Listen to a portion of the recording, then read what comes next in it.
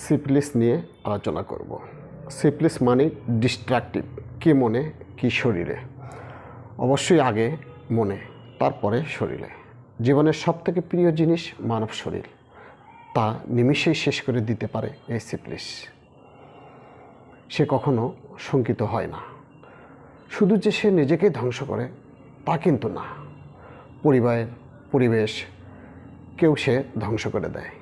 তাই তো তার শরীরে দুষ্ট ফোড়া ওঠে, বারবার ক্ষত হয়, চুলকানিবিহীন ঘা হয়, শ্বাসকষ্ট, হাড়ের বিকৃতি, হাড়ের পচন, অনুভূতিহীনতা, মস্তিষ্ক বিকার, উদাসীনতা, পুষ রক্তস্রাব, শিথিল চর্ম, ডায়াবেটিক্স, লিভার, মূত্রযন্ত্র, প্লীহা, ফুসফুস, শিশুর খর্বরতা, বাকরুদ্ধতা, নাক ও গলাসহ বিভিন্ন অঙ্গের ক্ষত বিকৃতি দেখা দেয়।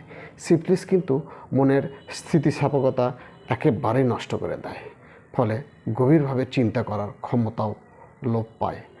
তাই সে এক কাজ বারে বারে করে। সিফিলিসের যত সব কষ্ট সব কিন্তু রাতে বাড়ে। রাত যেন তার কাছে বিভীষিকা। এমনিতেই মানসিক অবসাদ, বিষাদ, তার ওপর আবার কষ্টের বাড়াবাড়ি, এমন ব্যাপারটা না তার কাছে অসহনীয় হয়ে ওঠে। সে মনে করে এ জীবন তার না রাখাই ভালো। সে জীবনের প্রতি মানুষের এত মায়া বাঁচার জন্য এত সংগ্রাম, এত জীবনযুদ্ধ, সে জীবনটাকে নিমিষেই ধ্বংস করতে সে কুণ্ঠিত হয় না। সে আত্মহত্যা করে বসে। সিফিলিস যেন এক সাইক্লোন, টর্নেডো, সব কিছুই ধ্বংস করে তছনছ করে, তবেই সে শান্ত হয়।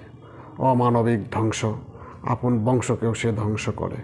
বংশগতভাবে চলতেই থাকে তার এই নিষ্ঠুর খেলা।